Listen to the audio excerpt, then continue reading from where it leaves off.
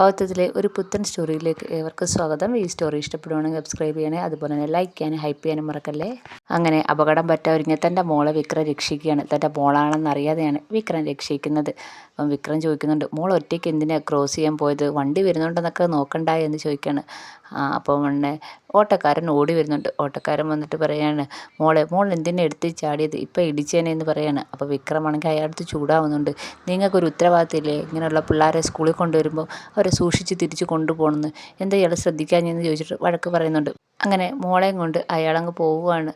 അപ്പം വീട്ടിൽ ചെല്ലുമ്പോഴും മോളുടെ മനസ്സിൽ ആ വിക്രത്തിൻ്റെ മുഖം തന്നെയാണ്. കാരണം വിക്രം രക്ഷിക്കാൻ വന്നതൊക്കെ ഇങ്ങനെ ആലോചിച്ചുകൊണ്ടിരിക്കുകയാണ്. അങ്ങനെ സ്കൂളിൽ നിന്ന് വന്നിങ്ങനെ ആലോചിച്ചുകൊണ്ടിരിക്കുമ്പോഴത്തേക്ക് ആയ വന്ന് ചോദിക്കുന്നുണ്ട്, എന്താ ഇന്ന് ഇത്ര ആലോചിക്കാനുള്ളത്?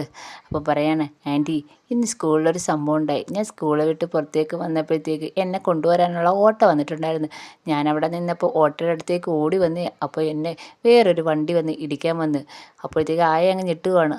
പക്ഷേ എനിക്കൊന്നും സംഭവിച്ചില്ല. ഒരു അങ്കിളാണെങ്കിൽ എന്നെ ഓടി വന്ന് രക്ഷപ്പെടുത്തി. അപ്പോൾ ഏത് അങ്കിളാന്ന് ചോദിക്കുന്നുണ്ട്.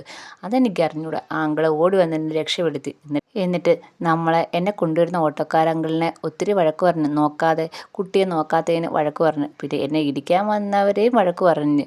അപ്പം ചോദിക്കുന്നുണ്ട്, ആൻറ്റി മോൾക്ക് അറിയാവുന്ന ആളാണോ എന്ന് ചോദിക്കുകയാണ്. ഞാൻ അങ്കിളിനെ കണ്ടിട്ടില്ല, പക്ഷേ നല്ല അങ്കിളാ എന്നൊക്കെ പറയുന്നുണ്ട്.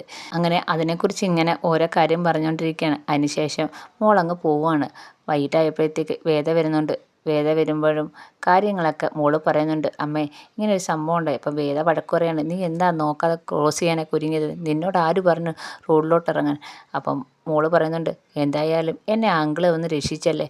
ഏത് അങ്കിളെന്ന് ചോദിക്കുന്നുണ്ട്. മോൾ ഇതിനു മുമ്പ് കണ്ടിട്ടുണ്ടോ എന്ന് ചോദിക്കുന്നുണ്ട്. ഏയ് ഞാൻ കണ്ടിട്ടില്ല, പക്ഷേ ആ അങ്കിളാണ് എന്നെ രക്ഷിച്ചത്. അപ്പോൾ ഉടനെ വേദ വഴക്ക് പറയുന്നുണ്ട്, നിനക്ക് അറിഞ്ഞൂടാത്തവരുടെ അടുത്ത് സംസാരിക്കല്ലെന്നല്ലേ പറഞ്ഞത്? അപ്പം മോള് പറയുന്നുണ്ട്, ഞാൻ സംസാരിച്ചില്ല. അങ്കിൾ എൻ്റെ അടുത്ത് കുറേ സംസാരിച്ചു, പക്ഷേ ഞാനൊന്നും സംസാരിച്ചില്ല. അപ്പോൾ വേദ പറയുന്നുണ്ട്, അതൊക്കെ ശരിയാണ്. ഇനി ആവശ്യമില്ലാതെ റോഡ് ക്രോസ് ചെയ്യാനോ പുറത്തോട്ടിറങ്ങി ഓടിയൊന്നും ചെയ്യല്ലേ. ആരെ കണ്ടാലും നീ സംസാരിക്കാൻ നിൽക്കല്ലേ. നിനക്ക് അറിഞ്ഞൂടാത്തവരോട് സംസാരിക്കില്ലെന്ന് വേദ പറഞ്ഞു കൊടുക്കുകയാണ്. വിക്രമാണെങ്കിൽ ശ്രീനിവാസൻ വന്ന് പറഞ്ഞ ആളെ കാണാൻ പോവുകയാണ്. അപ്പം അവിടെ ചെല്ലുമ്പം അയാളും ഒരു പാർട്ടി പ്രവർത്തനമൊക്കെ തന്നെയാണ്. അപ്പം ശ്രീനിവാസനാണെങ്കിൽ വിളിച്ച് പറഞ്ഞിട്ടുണ്ട്, കാര്യങ്ങളൊക്കെ പറഞ്ഞിട്ടുണ്ടായിരുന്നു. അങ്ങനെ വിക്രം അവിടെ ചെല്ലുമ്പം അയാളാണെങ്കിൽ വിക്രത്തിനോട് പറയുന്നുണ്ട്, ഇവിടെ നിന്നോ, എനിക്ക് കൂട്ടായിട്ട് ഒരാൾ നിൽക്കുന്നത് നല്ലതാണ്. പിന്നെ അത്യാവശ്യം ഡ്രൈവിംഗ് പണിയൊക്കെ അറിയാമല്ലോ, അപ്പം എൻ്റെ ഡ്രൈവറായിട്ടും കൂടാമെന്ന് വിക്രത്തിനടുത്ത് പറയുകയാണ്. അപ്പം വിക്രം പറയുന്നുണ്ട്, ഞാൻ കൂടുതൽ ദിവസം ഇവിടെ കാണത്തില്ല. സാറ് പറഞ്ഞുകൊണ്ട് മാത്രമാണ് ഇങ്ങോട്ട് മാറിയുന്നത്.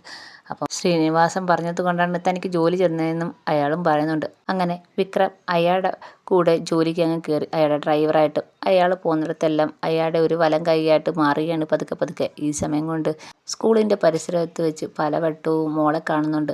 അങ്ങനെ വിക്രവും മോളും കൂടെ കമ്പനി ആവുന്നുണ്ട്. അപ്പം മോളടുത്ത് ചോദിക്കുന്നുണ്ട്, മോളുടെ അമ്മ എന്ത് ജോലി ചെയ്യുന്നു എന്നൊക്കെ ചോദിക്കുന്നുണ്ട്. അമ്മയാണെങ്കിൽ വലിയ ജോലിക്കാരിയാണ്. അമ്മയ്ക്ക് സമയമില്ലാത്തതുകൊണ്ട് എന്നെ ഈ ഓട്ടോ അങ്കിളിൻ്റെ കൂടെ വിടുന്നതെന്നൊക്കെ മോള് പറയുന്നുണ്ട്. അങ്ങനെ വിക്രവും മോളും തമ്മിൽ കൂടുതൽ അടുക്കുന്നുണ്ട്. വേദയാണെങ്കിൽ അതേപോലെ ചാർജ് എടുത്ത് സത്യസന്ധമായി ജോലി ചെയ്യുന്നത് കൊണ്ട് തന്നെ വേദയ്ക്ക് അവിടെയും ഒത്തിരി ശത്രുക്കളുണ്ടാവുകയാണ്. പാർട്ടിക്കാരും അങ്ങനെ എല്ലാവരും വേദയുടെ ശത്രുക്കളായി മാറുകയാണ്.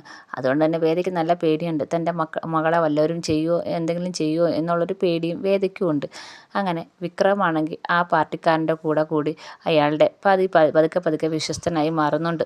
ഇതിൻ്റെ ഇടയ്ക്ക് വേദയെ അന്വേഷിക്കുകയും ചെയ്യുന്നുണ്ട്. അങ്ങനെ ഈ പാർട്ടിക്കാരൻ്റെ കൂടെ ഒരു സ്ഥലത്തേക്ക് പോവുകയാണ്. അവിടെ വെച്ച് കുറേ ഗുണ്ടകളാണെങ്കിൽ ഈ പാർട്ടിക്കാരനെ നേതാവിനെ ആക്രമിക്കുന്നുണ്ട്. അപ്പം ഇത് കാണുന്ന വിക്രം ആദ്യമൊന്നും അനങ്ങുന്നില്ല.